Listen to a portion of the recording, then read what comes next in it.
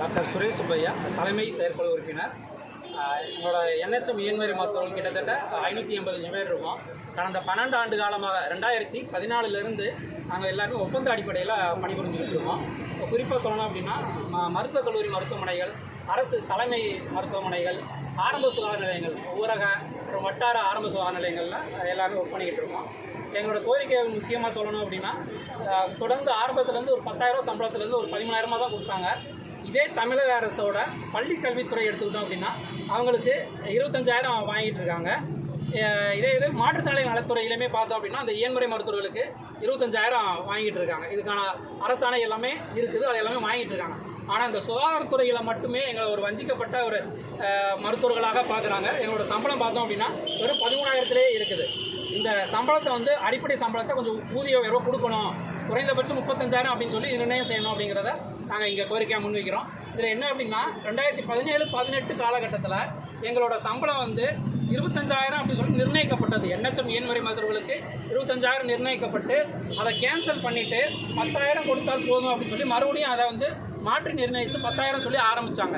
கிட்டத்தட்ட இன்றைக்கி பார்த்தோம் அப்படின்னா நமக்கு ஒரு 7-8 வருடமாக ஒரு 13,000 வாங்கிட்டு இருக்கோம்.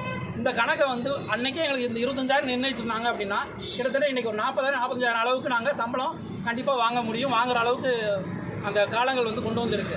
ஆனால் இன்றளவுமே 13,000 வாங்குறதுனால உடனே தமிழக அரசு இந்த சம்பளத்தை உயர்த்தி கொடுக்கணும் அப்படின்னு சொல்லி நாங்கள் கேட்டுக்கிறோம். ஆனால் ஒவ்வொரு துறைக்கும் ஒவ்வொரு மாதிரி இயன்முறை மருத்துவர்களுக்கு சம்பளம் இல்லாமல் ஒரே மாதிரி தமிழக அரசு பார்க்கணும் அப்படிங்கிறது எங்களோட வேண்டுகோள். ஒருவேளை இந்த போராட்டத்திற்கு முடியும் ஒரு வாரம் இந்த ஒரு பொங்கலுக்குள்ளே எங்களோட கோரிக்கைகள் நிறைவேற்றப்படாத பட்சத்தில் நடப்பு சட்டசபை தொடரில் கண்டிப்பாக எந்த ஒரு அறிவிப்பும் இல்லாமல் சட்டசபைக்கு முன்பு அனைவரையும் திரட்டி, ஏன்னா இப்போ சிறப்பு பள்ளிகள் இருக்குது, அங்கேயுமே 25,000 சம்பளம் வாங்கிட்டு இருக்காங்க. அதே மாதிரி எஸ்எஸ்சின்னு சொல்லிட்டு சமக்கர சிக்ஷா அபியான்னு சொல்லிட்டு அங்கேயே ஒரு 400 ஃபிசியோதெரபிஸ்ட் இருக்காங்க. அதுபோக மாணவர்கள், இயன்முறை மருத்துவ மாணவர்கள், அவங்களோட எதிர்காலம் எல்லாமே கேள்விக்குறியாக இருக்குது. இந்த 13,000 சம்பளம் அவங்களுக்கும் பின்னாடி வரப்போ அவங்களுக்கும் பாதிக்கும் அப்படிங்கிறனால கண்டிப்பாக கிட்டத்தட்ட ஒரு 10,000 பேரை ஒன்று கூட்டி சட்டசபைக்கு முன்பு போராட்டம் நடத்தியே தீர்வோம் என்று உறுதியளிக்கிறோம். இந்த பணி நேரம் அது கண்டிப்பாக காலி பணியிடங்கள் பார்த்தோம் அப்படின்னா இப்போ ஆரம்ப சுகாதார நிலையங்கள் பார்த்தோம் அப்படின்னா 1,300 சில்லறை இருக்குது. நாங்கள் ஒர்க் பண்ணுறது பார்த்தோம் அப்படின்னா வெறுமையானையாக ஒரு 400 சில்லறை தான் நாங்கள் ஒர்க் பண்ணுறோம். 467 பேர், அதாவது அர்பன் ரூரல் சேர்த்து ஒவ்வொரு அடிஷனல் ஆரம்ப பிஹெச்சிக்கு எல்லாத்துக்குமே புதிய பணியிடங்களை உருவாக்கணும் அப்படின்றதையும் நாங்கள் கேட்குறோம். பணி நேரம் காலையில் 9 to 5 நாங்கள் ஒர்க் பண்ணிட்டு.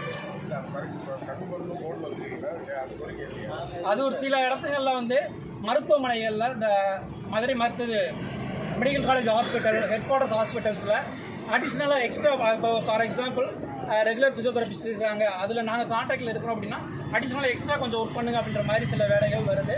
அந்த நேரத்தை எங்களுக்கு சரியாக 9 to 5 அப்படிங்கிறத நிர்ணயம் பண்ணணுங்கிறத கேட்குறோம். ஆல்ரெடி அரசாணையில் அதுதான் இருக்குது. சரி, உங்கள் நேம் சொல்லுங்கள். அர்பனில் எங்களுக்கு இப்போ நாங்கள் எல்லாமே கான்ட்ராக்டில் இருக்கிறோம். அர்பன் சொல்கிறது இப்போ நகர்ப்புற ஆரம்ப சுகாதார நிலையங்கள் எல்லாருமே வாடகை அடிப்படையில் இருக்காங்க, ரெண்டல் பேசிஸில். அவங்களுக்கு இந்த எவ்ரி மந்த் கொடுக்குற, எவ்ரி இயர் கொடுக்குற அந்த பிஎஃப் இன்க்ரிமெண்ட் அது எதுவுமே கிடையாது. ஸோ அவங்க எல்லாத்துக்குமே அவங்களையும் ஒப்பந்த அடிப்படையில் கொண்டு வரணும்னு கேட்டோம். டாக்டர் சுரேஷ் சுப்பையா. ஓகே,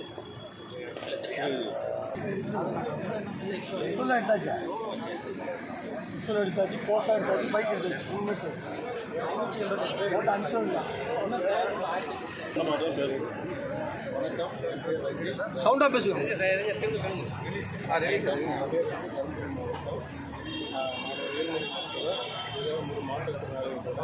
எங்களுக்கு அந்த தலைவுக்கு ஏற்ற ஊதியம் என்று வழங்கப்படவில்லை. இதில் பல வருஷமாக நாங்கள் போராடி கொண்டே இருக்கிறோம். பார்த்தீங்கன்னா உங்களுக்கு கூட உங்களுக்கு முன்பணம் கொடுக்குறாங்க அப்படின்ட்டு சொன்னாங்க. அந்த முன்பணம் கூட எங்களுக்கு வாங்க முடியல. கேட்டாங்களா நீங்கள் ரெகுலர் கிடையாது, உங்களுக்கு முன்பணம் கிடையாது அப்படின்னு இந்த அளவு நாங்கள் இந்த நிலைமை நாங்கள் இருக்கிறோம். சிஎம் சாரும் டெபுட்டி சிஎம் சாரும் இதை ஃபெசிலிட்டி எங்களுக்கு எங்களுடைய படிப்புக்கு அந்த மாதிரி ஊதியம் வழங்குமாறு மிகவும் பணியை நன்றி, வணக்கம். சார், நான் கன்னியாகுமரி மாவட்டத்தில் வர்றேன் சார். என்னோடய பேர் சிவபூபதி. எனக்கு மாற்றுத்திறனாளி சர்டிஃபிகேட் வச்சுருக்கேன், பதிவு பண்ணியிருக்கேன். கடந்த 6 மாத காலமாக நான் இதில் வேலை பார்த்துருக்கேன் சார். ஆனால் எங்களுடைய கோரிக்கை என்னென்னா, 4.5 வருஷம் படித்தோம், தகுதிக்கேற்ற ஊதியம் வழங்கப்படவில்லை. நாங்கள் எங்களோட படிப்புக்கேற்ற ஊதியம் அரசு நிர்ணயம் செய்யவில்லை. எங்களோட கம்மியான படித்தவங்களுக்கு 2 வருஷம் படித்த டிப்ளமோ படித்தவங்களுக்கும் 3 வருஷம் டிப்ளமோ படித்தவங்களுக்கும் உள்ள ஊதியம் எங்களோட அதிகமாக கொடுக்குறாங்க. அப்போ இதனால எங்களுடைய நியாயத்தை தான் நாங்கள் கேட்குறோம். 4.5 வருஷம் படித்த எங்களுக்குரிய ஊதியம் எங்களுக்கு வழங்கப்படவில்லை. நாங்கள் சம்பள உயர்வு கேட்கவே இல்லை. எங்களுடைய கோரிக்கை என்னன்னா, எங்களுடைய தகுதிக்கு ஏற்ப ஊதியம் நீங்கள் தரணும். அது நான் மாற்றுத்திறனாளி இருக்கேன், 6 வருஷம் படிச்சிருக்கேன், எனக்கு மாற்றுத்திறனாளிக்குள்ள ஊதியம் கூட வழங்கப்படவில்லை, ஏழையும் தரப்படவில்லை. கோரிக்கை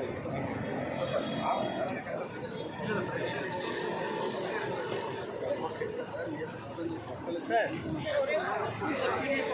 ஒரு பைட்டு கொடுக்குறாங்களா ஃபீமேல்?